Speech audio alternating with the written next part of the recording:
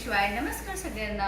मी कविता नेहरे आणि तुमचं सगळ्यांचं स्वागत आहे अन्नपूर्णा बाय कविता नेहरे या यूट्यूब चॅनलवर. आज आपण बनवणार आहोत एक नवीन रेसिपी. ही रेसिपीसाठी लागणारे साहित्य आहे आणि तर फ्रेंड्स, आज आपण बनवणार आहोत झणझणीत आणि टेस्टी कोकणी स्टाईल सुक्का बोंबील मसाला ग्रेव्ही. ही रेसिपी एकदम सोपी आहे आणि चव मात्र जबरदस्त. चला तर लगेच सुरुवात करूया. सर्वात प्रथम छान असे सुके बोंबील क्लीन करून घ्यायचे, स्वच्छ असे त्याचे तुकडे करून घ्यायचे तुम्हाला पाहिजे त्या आकाराचे, आणि त्याला पण छान असा भाजून घेऊया. हा बोंबील धुण्या अगोदर हलका भाजून घेतला की त्यामुळे त्याचा वास कमी होतो आणि टेस्ट खूप छान येते. त्याचा जो उग्र वास असतो तो निघून जातो. नक्की ह्याप्रमाणे ट्राय करा. आता हा बोंबील हलकासा रोस्ट करून घेऊया. रोस्ट झाला की त्याला आपण एका वाटीमध्ये काढून त्याच्यामध्ये बाजरीचे पीठ टाकूया किंवा चण्याचंही पीठ घालून तुम्ही पुन्हा पाण्यामध्ये मिक्स करून स्वच्छ धुवून बाजूला ठेवून द्या. याच्यात आपण बाजरीचे पीठ ॲड केले, तुम्ही बेसनही ॲड करू शकता. त्याला छान असं मिक्स करून त्यात पाणी ॲड करून छान असं क्लीन करून घ्यायचं आणि बाजूला ठेवून द्यावं. काही टिप्स सांगणार आहे, शेवटपर्यंत व्हिडिओ नक्की बघा.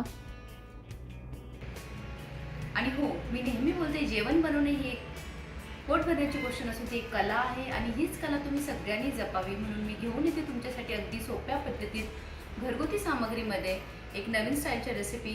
तर माझे व्हिडिओ शेवटपर्यंत नक्की बघा. आणि छान असं बाजरीचं पीठ टाकून किंवा चण्याचं पीठ टाकून तुम्ही छान असं स्वच्छ धुवून घ्या. बेसन किंवा बाजरीचं पीठ घालून धुतल्याने फिश आणखीन छान स्वच्छ होतात.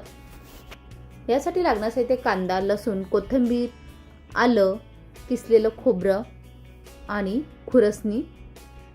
याने टेस्ट खूप छान येते. व्हाईट तिळे ॲड करू शकता तुम्ही याच्यामध्ये. ही खुरसणी आहे. तर चला सुरुवात करूया. मसाला आपण छान असा भाजून घेऊया. तेल ॲड करूया. सर्वात प्रथम कांदा ॲड करून सोनेरी होईपर्यंत आपण परतून घेऊया. कांदा, लसूण आणि अद्रक.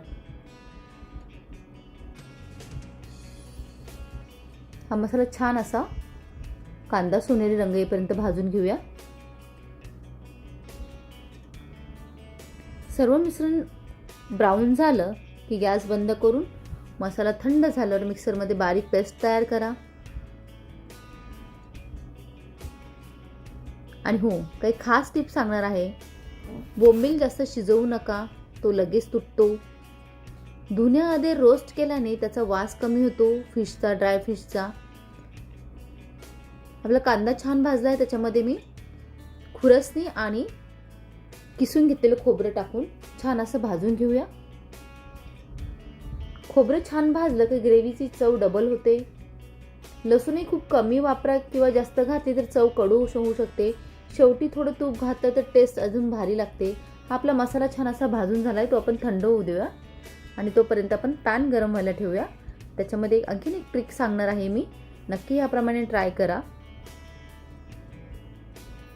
आता कढई गरम व्हायला ठेवली आहे. मसाला दळेपर्यंत आपण बाकीची गोष्ट सुरुवात करूया रेसिपीला.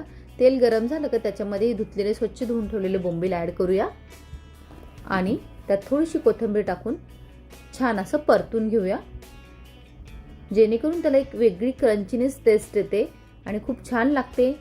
तुम्ही याच्यातच जस्ट अशी धुवून शॅलो फ्राय करून घ्या. त्याच्यावर थोडंसं मीठ, थोडंसं लाल तिखट टाकून, कोथिंबीर टाकून तुम्ही जस्ट सॉते करा. खूप छान लागतं असंही ते विदाऊट मसाला. नक्की ट्राय करा.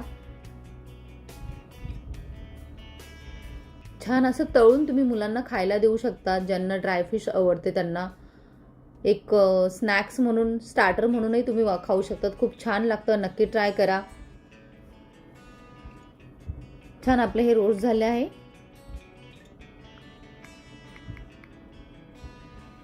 हे छान आपण एक बाजूला काढून घेऊया एका प्लेटमध्ये.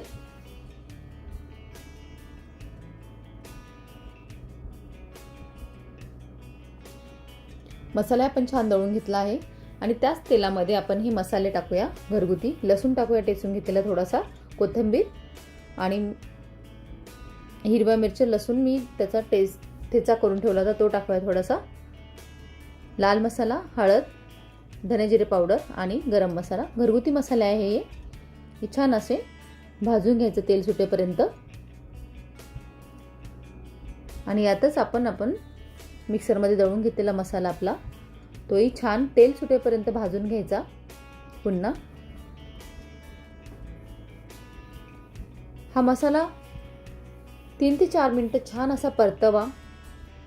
त्यात मग हळद, लाल तिखट जे आपण टाकलंय, मीठ घालून छान असे उकळी येऊ द्यायची.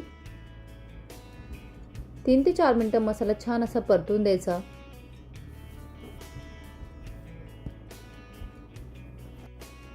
छान असा आपला मसाला परतलाय. झाकण ठेवून तेल सुटेपर्यंत त्यालाही छान असं भाजून घेऊया. आणि मी साईडला गरम पाणी व्हायला ठेवलं होतं. मी कुठल्याही ग्रेव्हीमध्ये पाणी टाकताना पाणी गरम करूनच टाकते, जेणेकरून भाजीची टेस्ट ती तशीच राहते.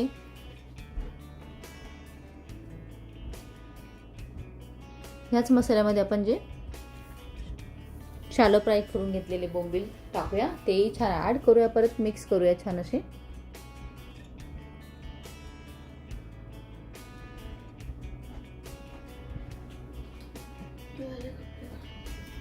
छान आपला मसाला हा भाजून झाला आहे. गरम पाणी करून ठेवलं होतं, त्यात मीठ ॲड करूया आपण. आणि हे गरम पाणी तुम्हाला थिकनेस ग्रेव्हीची जेवढी हवी असेल त्याप्रमाणे तुम्ही पाणी ॲड करा आणि उकळी येऊपर्यंत शिजवून द्या. उकळी आली की तुम्ही बोंबील नंतरही घालू शकता किंवा अगोदरही घातले तरी चालेल. आणि 5 मिनिटं हलक्या हाताने शिजवा. जास्त ढवळू नका, नाही तर बोंबील तुटतात. आणि बोंबील जास्त शिजला तर तो लगेच तुटतो. म्हणून पाणी गरम टाकलं. आपला मसालाही छान भाजला आहे. उकळी आली की आपलं ही सुक्का बोंबील मसाला ग्रेव्ही तयार झाली आहे. आणि ही ग्रेव्ही भाकरीसोबत, भातासोबत अप्रतिम अशी टेस्ट लागते. नक्की ट्राय करा.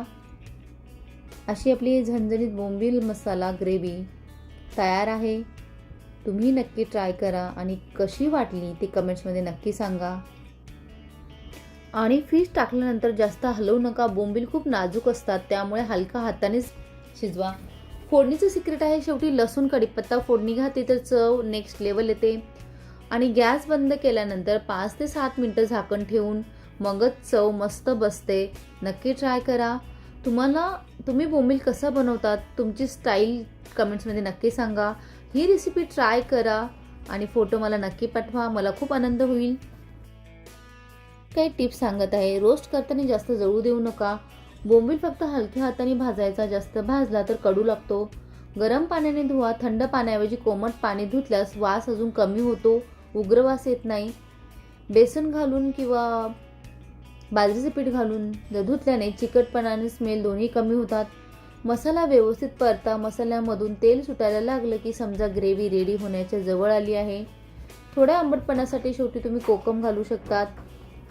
रंग आणि टेस्टसाठी थोडं लाल काश्मीरी तिखट घातलं तर ग्रेव्हीचा छान रंग येतो. ऑप्शनल आहे. ही काळी ग्रेव्ही खूप छान लागते काळ्या मसाल्यामध्येही. जाडसर ग्रेव्ही हवी असेल तर नारळ जास्त घाला आणि पाणी कमी ठेवा. तर फ्रेंड्स, हा व्हिडिओ आवडल्यास लाईक करा, शेअर करा. नवीन असाल तर सबस्क्राईब करायला विसरू नका आणि बेल आयकॉनवरती प्रेस करा. माझी नवीन रेसिपी अपलोड झाल्यास तुम्हाला नोटिफिकेशन लगेच येईल. आणि तुमचा असाच प्रोत्साहन राहू द्या, जेणेकरून मला नवीन रेसिपी बनवण्यासाठी एक प्रेरणा मिळते. पुन्हा भेटूया एक नवीन रेसिपीसाठी. तोपर्यंत धन्यवाद.